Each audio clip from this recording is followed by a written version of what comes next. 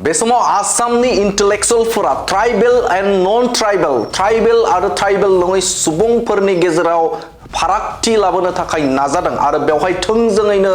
हाग्रामा महिलारि बिथाङा सोमोन्दो दं। खुलुमबाय स्टुडिअ दं आङो राकेश रामसियारि। बे समाव गोख्रों अजद खालामदों बिटिसिनि बारग' मावफुं सोद्रोमा बिथां रनजित बसुमतारी बिथाङा गोख्रों अजद खालामदों जे बे समाव आसामनि इन्टेलेक्चुयेलफोरा बे समाव ट्राइबेल नन ट्राइबेल एबा ट्राइबेल आरो ट्राइबेल नङै जे सुबुंफोरनि गेजेराव फारागथि लाबोनो थाखाय गोख्रों नाजादों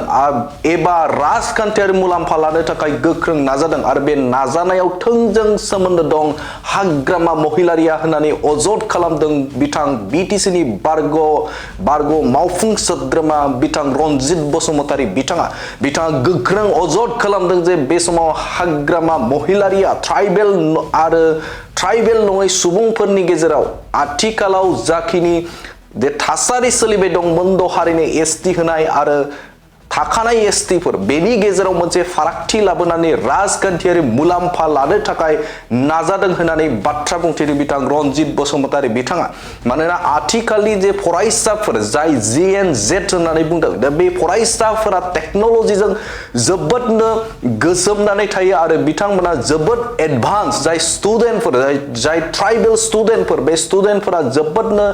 जे रोंखा राखा बिथांमोना टेक्न'लजिजोंनो गोदोनानै थायो आरो जायनि थाखायनो बे समाव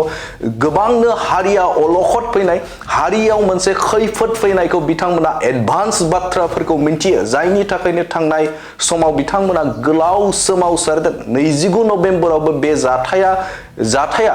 जानो मोनदों होननानै बाथ्रा बुंथिदों बिथां रनजित बसुमतारी बिथाङा। दिनैनि जा जेनजेड मोनसे हानजानि फरायसाफोर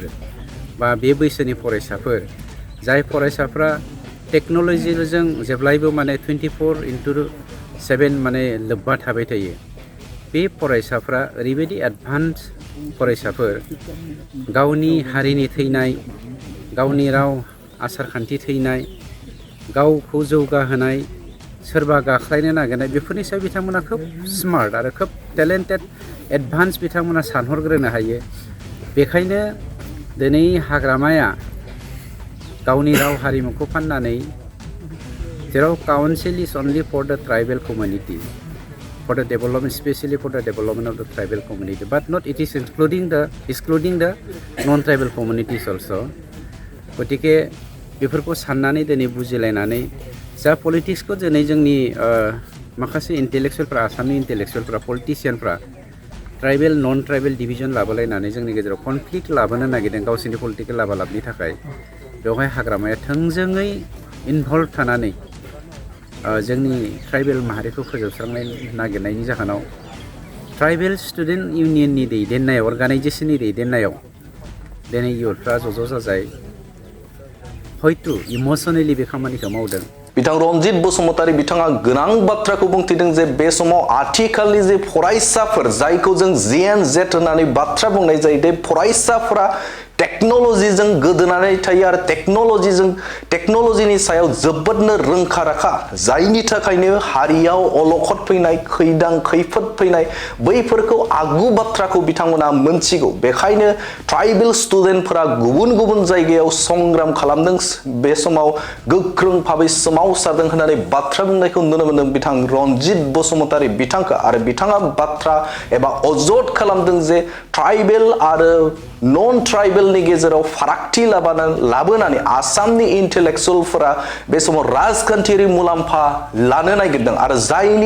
जायखौ बे समाव थोंजोङै हाग्रामा महिलारियाबो सोमोन्दो दं होननानै अजद खालामदों बिथां रनजित बसुमतारी बिथाङा। खालिनो होनदों बर'खौ मुर्ख होननानै हाग्रामाया दिनै सिनायथि होनो थांदों आरो बे बाथ्राखौ जों बयबो मिथिगौ जे आसामनि इन्टेलेक्चुयेलफ्रा हाग्रामाखौ सासे जकार होननानै बुङो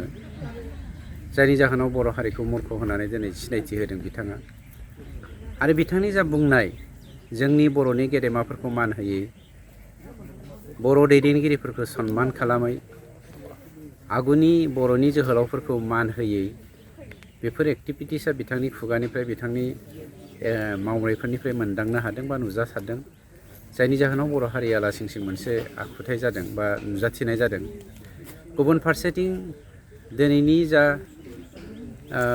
जेनजेट मोनसे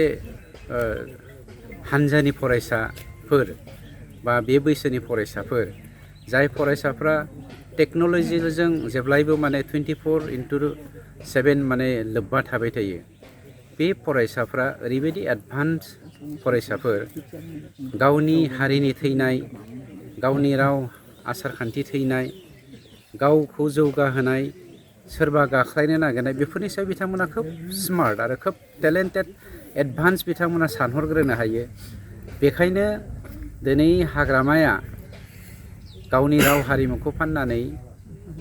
जेराव council is only for the tribal community for the development, especially for the development of the tribal community, but not it is excluding the non-tribal communities also. गतिके बेफोरखौ साननानै दिनै बुजिलायनानै जा पलिटिक्सखौ दिनै जोंनि माखासे इन्टेलेक्सुवेलफ्रा आसामनि इन्टेलेक्सुवेलफ्रा पलिटिशियानफ्रा ट्राइबेल नन ट्राइबेल डिभिजन लाबोलायनानै जोंनि गेजेराव कनफ्लिक्ट लाबोनो नागिरदों गावसोरनि पलिटिकेल लाबालाबनि थाखाय बेवहाय हाग्रामाया थोंजोङै इनभल्भ थानानै जोंनि ट्राइबेल माहारिखौ फोजोबस्रांनाय नागिरनायनि जाहोनाव ट्राइबेल स्टुडेन्ट इउनियननि दैदेननायाव अर्गानाइजेसननि दैदेननायाव दिनै इयुथफ्रा ज' जाजाय हयथ' इमसनेलि बे खामानिखौ मावदों आरो बेवहाय हाग्रामा महिलारि बिथाङा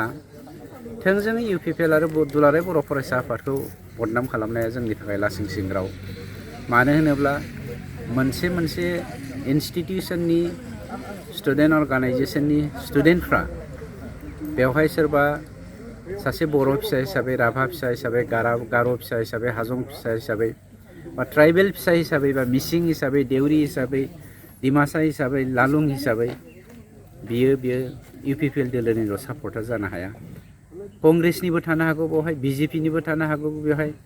स्वयं बिपिएफनि दैदेनगिरिफोरनि फिसाफोरबो थानो हागौ बेवहाय बिकज दे आर स्टुडेन्ट नंखायनो बे खामानियाव थोंजों गावनि पलिटिकेल लाबालाबनि थाखाय इउपिपिएल दोलो आरो बर'नि माहारियारि सिनस्रि दुलाराय बर' फरायसा आफादनि जा सानस्रि बे सानस्रिखौ सिफायनानै बर'खौ लाजि फोनांनायनि मोनसे रावसो